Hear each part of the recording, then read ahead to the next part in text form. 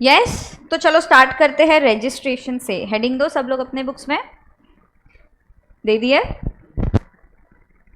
Section 22 सबसे पहले बताता है कि कौन कौन पर्सन ऐसे है जो लाइबल टू रजिस्टर है। बराबर, सबसे पहले तो हमने लिमिट्स देखी थी 10 लाख, 20 लाख एंड 40 लाख। बराबर, 10 लाख किस किस के लिए बिना देखे बता सकते हो? Manipur, Mizoram, Nagaland, very good. 20 लाख अरुणाचल प्रदेश, मेघालय, सिक्किम, उत्तराखंड, पुडुचेरी, तेलंगाना। बराबर, इतना देखा था क्या हमने? यस। रामपुर 10 लाख, ठीक है।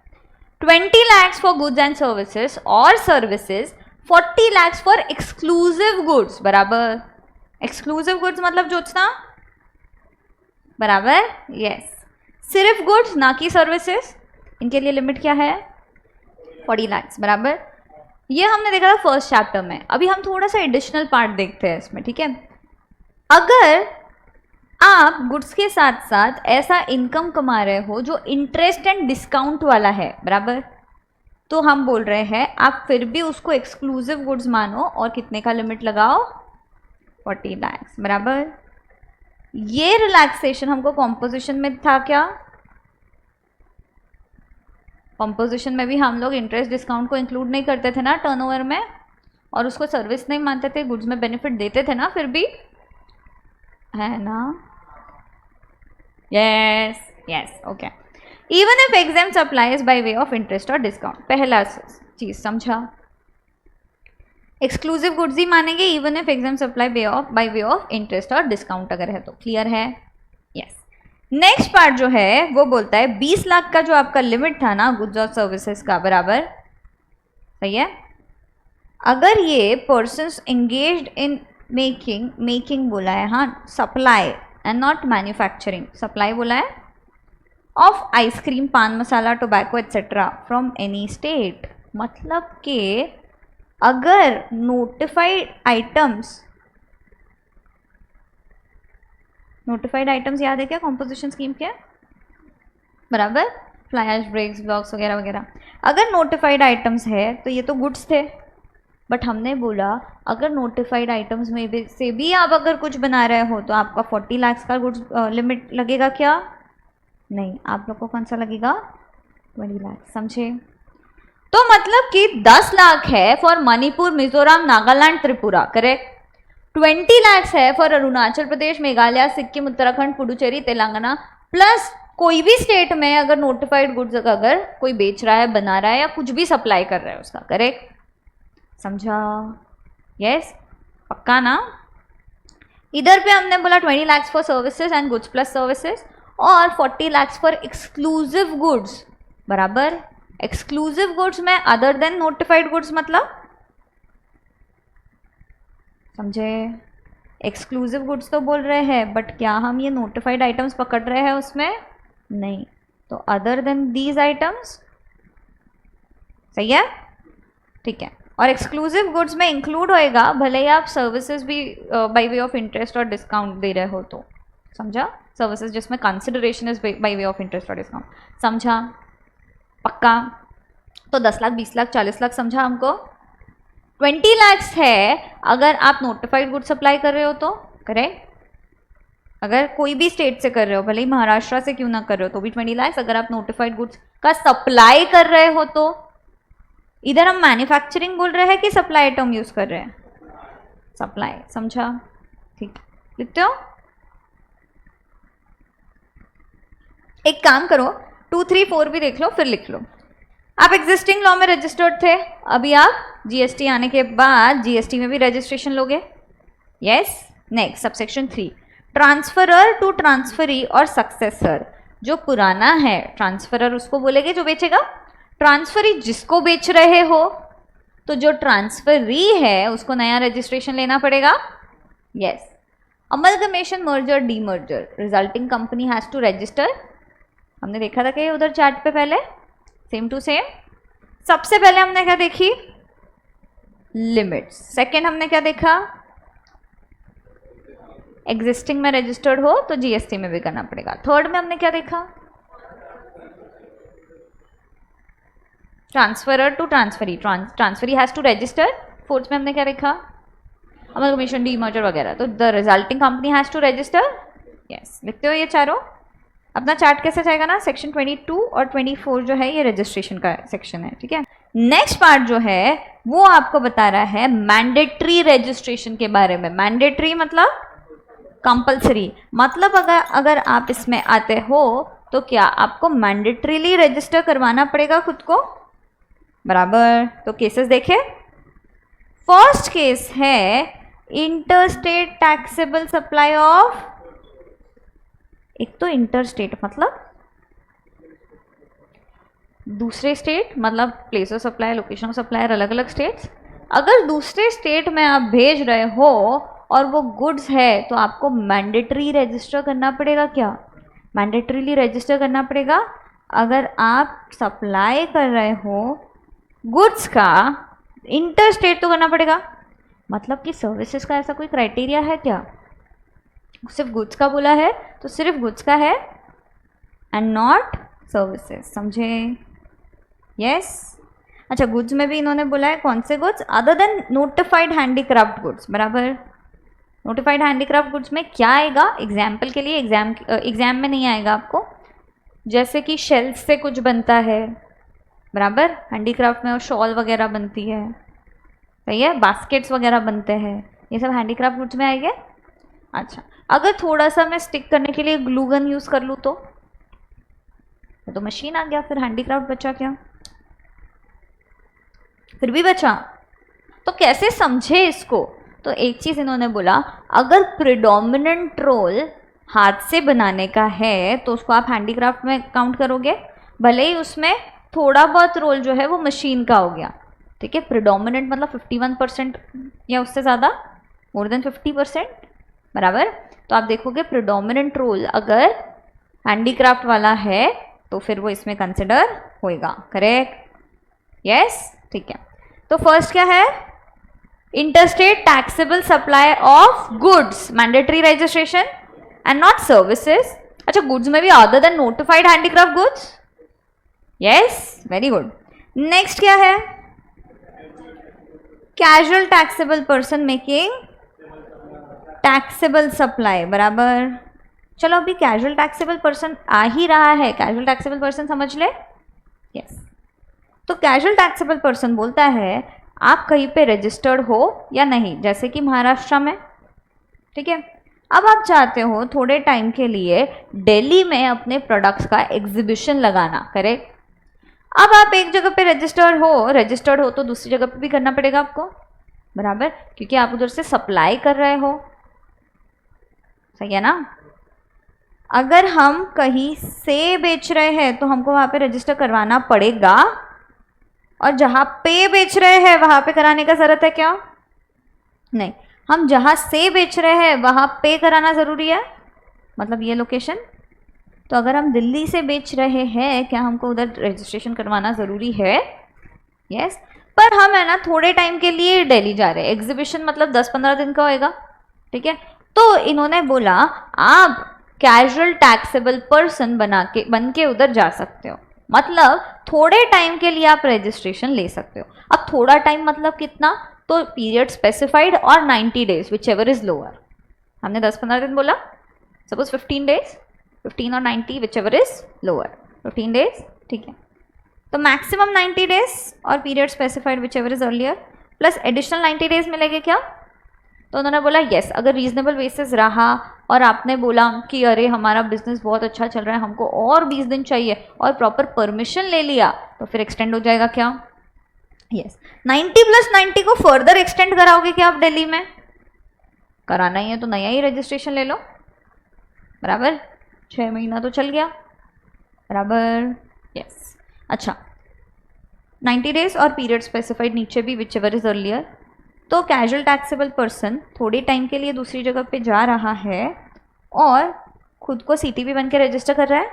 थोड़ा टाइम मतलब कितना? मैक्सिमम 90 डेज और पीरियड स्पेसिफाइड 90 + 90, 90 + 90, ठीक है, टोटल मत बोलो, टोटल कहीं पे पूछिए क्या? 180 एक्चुअल में है क्या? हमेशा 90 + 90 लोगे क्या? नहीं, हमेशा 90 एडिशनल वाला मिलेगा क्या? ठीक है, तो इसीलिए मैक्सिमम 90 ही है, समझा? यस, ये हुआ आपका सीटीपी का कंसेप्ट। अभी आप सीटीपी के लिए रजिस्टर करते हो ना, आप लाइबल टू रजिस्टर होने के 30 डेज बाद नॉर्मली कर रहे थे रजिस्टर, बट सीटीपी में हमको बोला है कि जब भी आप सीटीपी बनना चाहोगे, बिजनेस चालू करना चाहोगे, उसके 5 दिन पहले हमको बोलो। ठीक है, तो कमेंसमेंट के 5 दिन पहले क्या हमको उनको इन्फॉर्म करना है? यस, एक तो 5 दिन पहले बोलना है। दूसरा चीज़, जितना भी टैक्स रहेगा उनको एडवांस में हमको पे करना पड़ेगा, क्योंकि आप कैजुअल टैक्सेबल पर्सन हो, आपका कोई भरोसा है क्या? नहीं। तो इधर पे इन्होंने बोला है at least 5 days prior to commencement apply for registration as CTP, समझा? यस, ठीक है।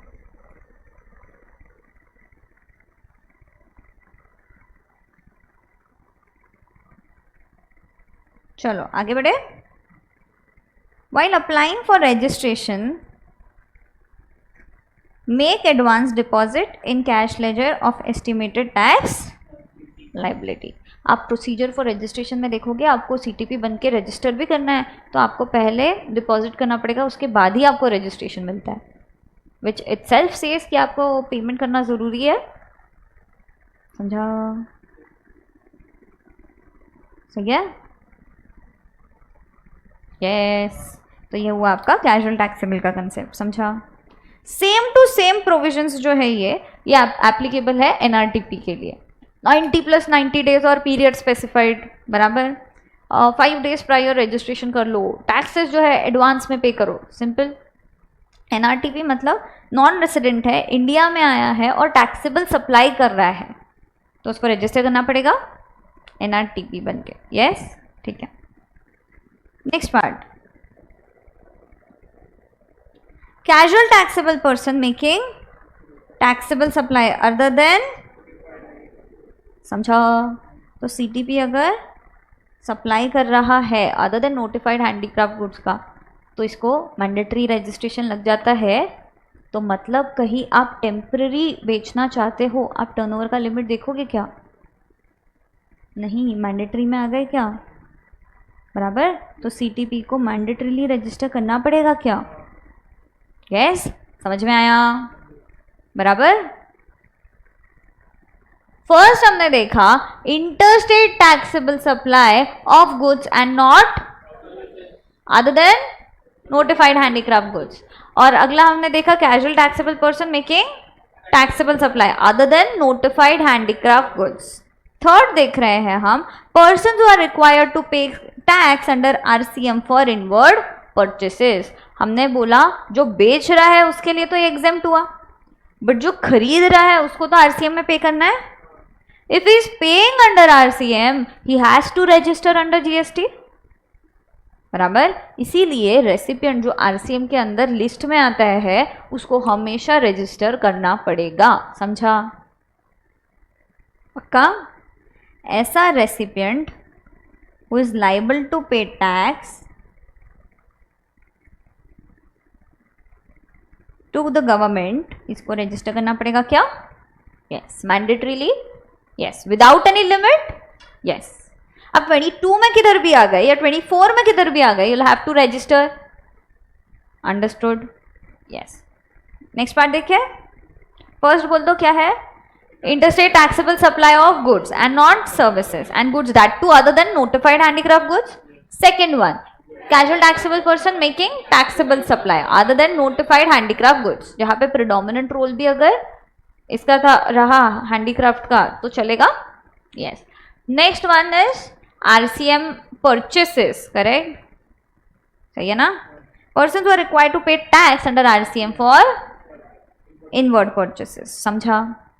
Fourth, NRTP making taxable supply, ये भी हमने देख चुके हैं, बराबर। नॉन रेसिडेंट हो तुम, टैक्सेबल सप्लाई कर रहे हो, करो रजिस्टर विदाउट एनी लिमिट, बराबर। इसलिए एनआरटीपी इंडिया में आके अपना अपना बिजनेस चालू करेगा क्या? 10 दिन के लिए आया हो, चलो कर लेता हूँ, ठीक है, अगर कर रहे हो तो रजिस्टर करो, समझा। नेक्स्ट, टीडीएस डिडक्टर, समझा। तो अगर टीडीएस डिडक्टर को मैंडेटरी रजिस्ट्रेशन है, मतलब ये हमेशा रजिस्टर करेगा। अगर आप लायबल टू डिडक्ट हो टैक्स तो आपको रजिस्ट्रेशन मैंडेटरी हो गया, समझा।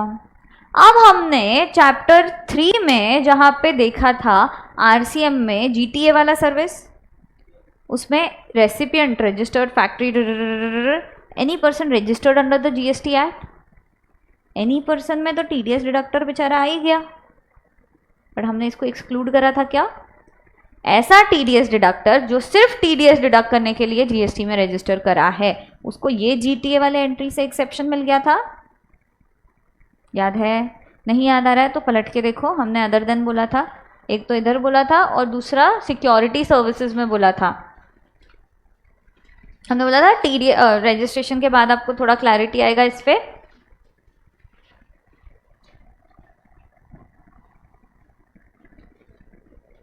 समझा? यस, ठीक है। नेक्स्ट क्या है?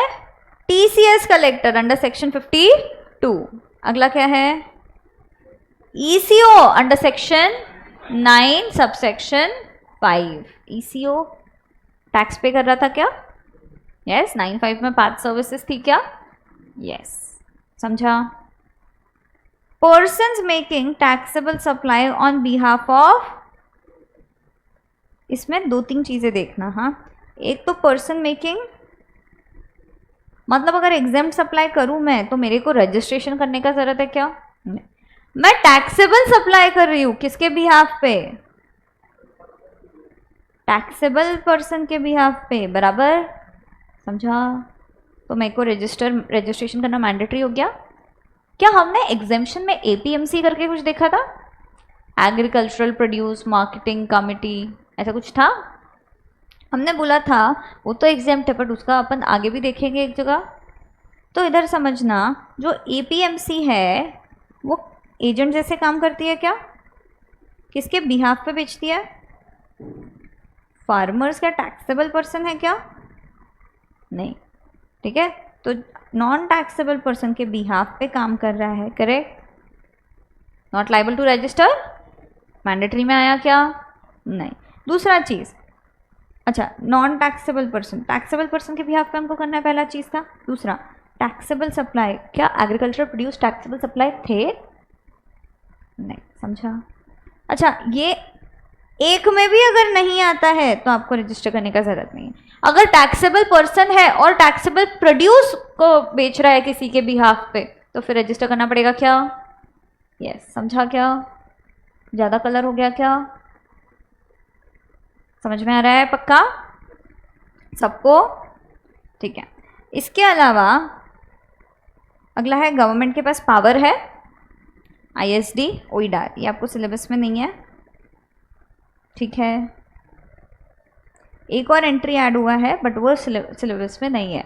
Every person supplying online money gaming from outside India to a person in India, समझा, ठीक है। इसके अलावा एक और 13 नंबर का अमेंडमेंट है, आप पहले इतना समझ लो, फिर उसके बाद अपन वो देखेंगे, समझा। ये एक बार बिना देखे ट्राई करें क्या बोलने का? यस। सबसे पहले हमने क्या बोला? Interstate supply of, interstate taxable supply of goods. अगला क्या था? अदर देन नोटिफाइड, बराबर। अगला CTP making taxable supply, taxable supply था बस, अदर देन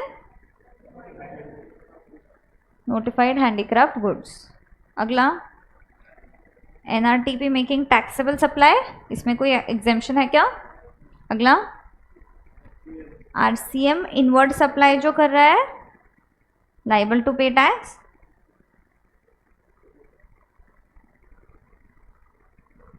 बराबर। इनवर्ड सप्लाई मतलब खरीद रहे हैं, यस। अगला TDS deductor, TCS collector, eco under section 9(5), very good. वो तो जो याद नहीं रखना है वो याद है, हाँ, बराबर। गवर्नमेंट के पास पावर है, आईएसडी, ओइडार और online money gaming outside India से इंडियन को दे रहा है 1 2 3 4 5 6 7 8 9 10 11, एक बाकी है एजेंट, बराबर। Taxable supply on behalf of taxable person, बराबर। लिखते हो। हमारा सेक्शन 22 हुआ, 24 हुआ और 27 भी। हमने बोला अगर आप ईसीओ के थ्रू सप्लाई कर रहे हो जो टीसीएस कलेक्ट करता है तो आप जो हो मैंडेटरीली रिक्वायर्ड हो रजिस्टर करने के लिए, समझा। ये जो पर्सन है ये मैंडेटरीली रिक्वायर्ड है रजिस्ट्रेशन करने के लिए। बट ये क्लॉज में हमने डाला एक्सेप्शन, बराबर।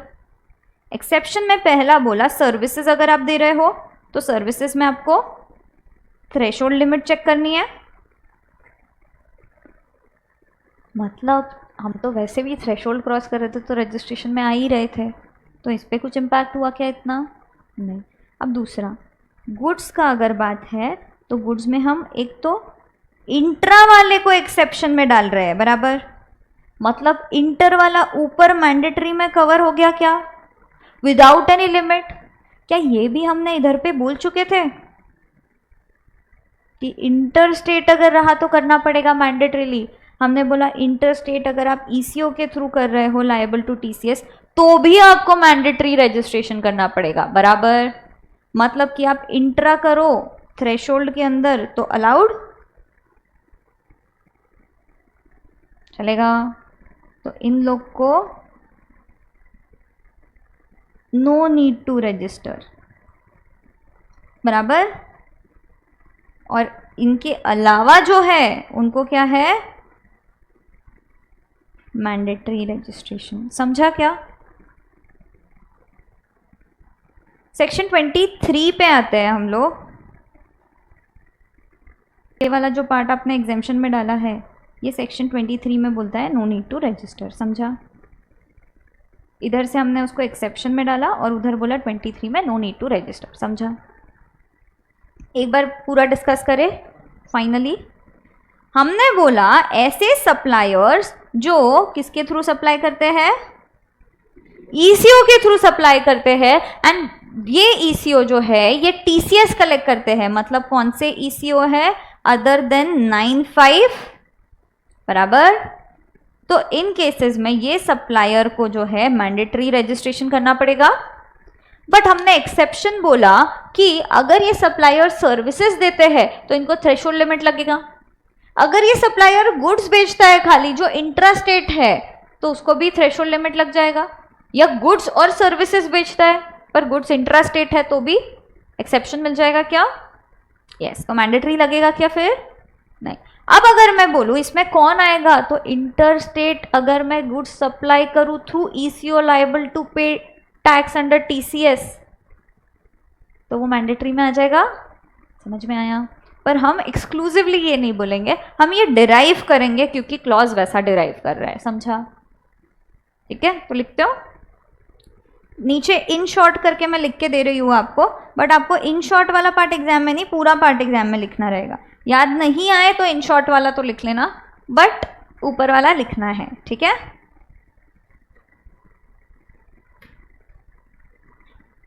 In short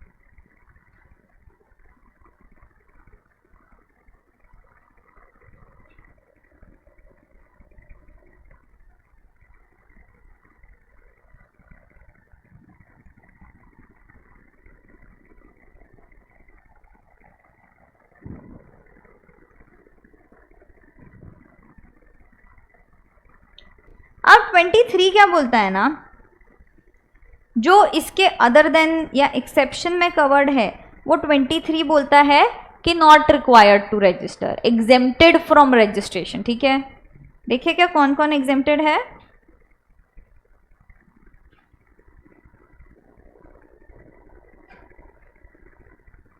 persons not liable to register, सबसे पहले तो इधर से देखते हैं हम, persons making only RCM supplies, क्या आरसीएम आउटवर्ड सप्लाईज हम बोले।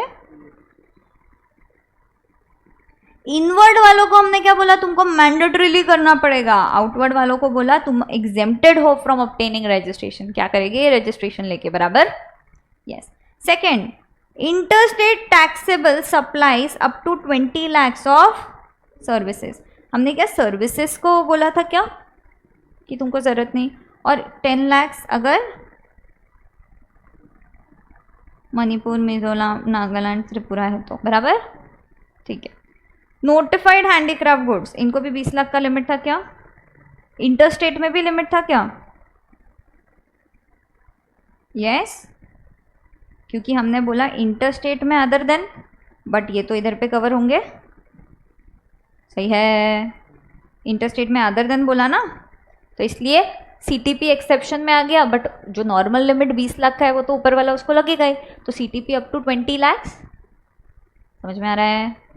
यस, इसको लर्न मत करते बैठना, हाँ समझो बस। सर्विसेज अप टू 20 lakhs, क्योंकि वो भी एक्सेप्शन में आ रहा था ऊपर। CTP interstate supply notified handicraft goods up to 20 lakh, ये भी ऊपर एक्सेप्शन में आया। Yes yes. नेक्स्ट अपन ने जो अभी देखा वो ऐड करें, ये बोलता है किसको, intrastate supplies of goods through eco,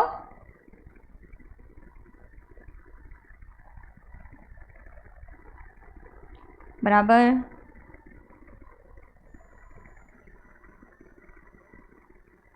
जिसका threshold limit with in the limits है जो,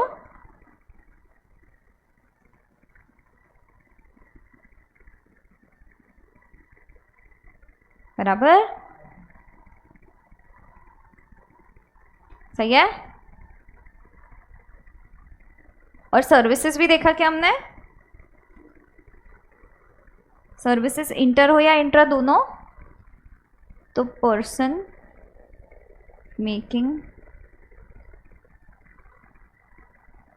supply of services intra inter through ECO, turnover within the limit.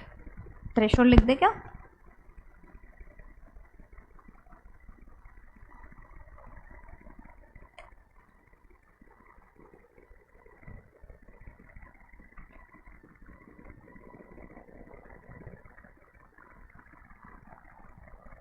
समझा, पक्का।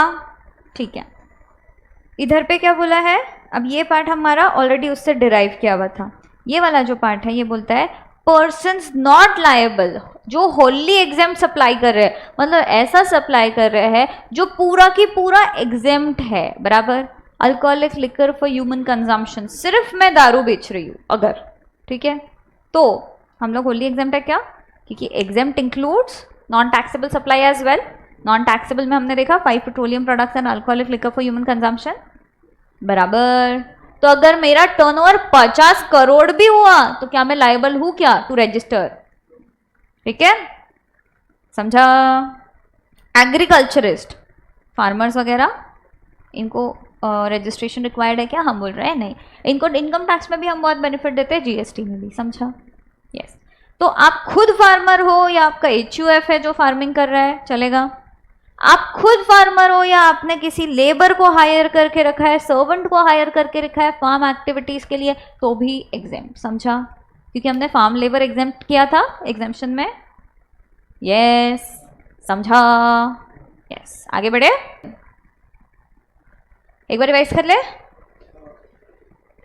देख के करोगे बिना देखे करोगे, चार्ट ओपन करके रख रही हूँ, बिना देखे करना पड़ेगा। सेक्शन 22 बोलता है आप किसी में भी आते हो तो आपको रजिस्ट्रेशन करना पड़ेगा। सब सेक्शन 1 हमको लिमिट्स देता है, करेक्ट, थ्रेशोल्ड लिमिट। अगर इसके ऊपर आप जाते हो तो रजिस्ट्रेशन करना पड़ेगा। 10 lakhs for Manipur, Mizoram, Nagaland, Tripura. 20 lakhs for goods या सर्विस, अरुणाचल प्रदेश, मेघालय, सिक्किम, उत्तराखंड, तेलंगाना, पुडुचेरी, करेक्ट, ठीक है।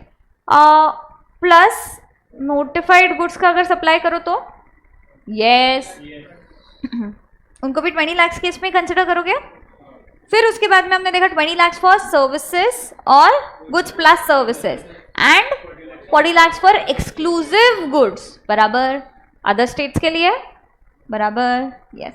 अच्छा, आप थोड़ा सा अगर इंटरेस्ट डिस्काउंट का इनकम अर्न कर रहे हो तो गुड्स और सर्विसेज में चले जाओगे, मतलब गुड्स एंड सर्विसेज वाले पार्ट में, या गुड्स में ही रहोगे, एक्सक्लूसिव गुड्स में रहोगे, यस, वेरी गुड। आगे बढ़े। एग्जिस्टिंग लॉ में रजिस्टर्ड थे, जीएसटी में करना पड़ेगा। ट्रांसफरर, ट्रांसफरी, जब बिजनेस ट्रांसफर हो रहा है तो transferee has to take a new registration. Amalgamation, merger, demerger, resultant company has to register, yes. Section 24 mandatory है क्या टू रजिस्टर, किधर भी कवर नहीं हो रहे हो बट लिस्ट में आ रहे हो तो you have to register without checking the threshold limit, correct, yes. First क्या है, interstate taxable supply of goods and not services, goods और उसमें भी other than notified handicraft goods, बराबर, ठीक है। थोड़ा बहुत मशीन यूज चलेगा, रोटी मेकर जैसे बनाता है थोड़ा बहुत, बट प्रेडोमिनेंट रोल किसका होना चाहिए, हैंडीक्राफ्ट का, ठीक है। अगला क्या देखा था हमने, CTP, making taxable supplies other than notified handicraft goods. अगला क्या था, एनआरटीपी, मेकिंग टैक्सेबल सप्लाईज, इसमें कुछ अदर देन था क्या, नहीं। अगला आरसीएम में इनवर्ड परचेसेस जो कर रहा है, यस। अगला person supplying taxable products on behalf of taxable person, जैसे agent, TDS deductor, TCS collector, ECO liable to pay tax under 9(5), बराबर। और ऐसे लोग, बराबर, जो ईसीओ के थ्रू बेचते हैं, टीसीएस वाला ईसीओ, यस, बराबर। बट इसमें एक्सेप्शंस है क्या, दो, services up to the threshold, intrastate goods, बराबर, up to the threshold, very good, समझा, यस। अगला क्या था, बीए टाइम पास वाले, गवर्नमेंट पावर, आईएसडी, ओईडर और every person online money gaming outside India in India, बराबर। पर ये हमारे सिलेबस में है क्या, नहीं, नॉट रेलेवेंट फॉर एग्जाम। अगला क्या है, अदर देन दीज, मतलब ये मैंडेटरी के अलावा जो भी अदर देन एक्सेप्शनल पार्ट आता है, that is covered in section 23, persons not liable to register, बराबर।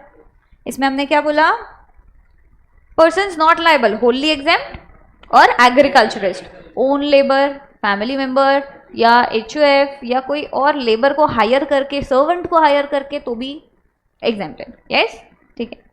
स्पेसिफाइड कैटेगरी इज एग्जेम्प्टेड, अगर आप इंटरस्टेट सप्लाई कर रहे हो सर्विसेज का या नोटिफाइड हैंडीक्राफ्ट गुड्स का up to 20 lakhs, exempted. RCM का आउटवर्ड सप्लाई, एग्जेम्प्टेड, यस ना। सीटीपी का interstate supply up to 20 lakhs, चलेगा, बराबर, यस। फिर intrastate supplies of goods through ECO TCS वाला up to threshold limit, yes. Intra और interstate supply of services through ECO TCS वाला up to the threshold limit, समझ में आया, yes, done, ठीक है। इतना पार्ट हो गया, इधर तक सबको समझा। सेक्शन 26, अगर आप सीजीएसटी में रजिस्टर्ड हो, मतलब आप एसजीएसटी में रजिस्टर्ड हो एंड वाइस वर्सा, सीधा इतना आगे। नेक्स्ट सेक्शन 27, ये क्या बोलता है, सीटीपी एनआरटीपी के बारे में, कैजुअल टैक्सेबल पर्सन, आप कहीं और पे जाके थोड़े टाइम के लिए रजिस्टर करना चाहते हो तो उसके बारे में बोलता है ये, ठीक है। उधर पे हम क्या बोलेंगे कि आपको टेम्परेरी रजिस्ट्रेशन मिल सकता है सीटीपी बनके, यस। मैक्सिमम टाइम पीरियड क्या है, 90 डेज प्लस, हाँ, मतलब 90 डेज और specified period whichever is lower, plus 90 days और specified whichever is lower, समझा, ठीक है। एडवांस टैक्स पढ़ना पड़ेगा क्या रजिस्ट्रेशन लेने के पहले, कितने दिन पहले रजिस्टर करना पड़ेगा, 5 days प्रायर, बराबर, यस। एनआरटीपी में भी सीटीपी में भी बराबर। समझा क्या?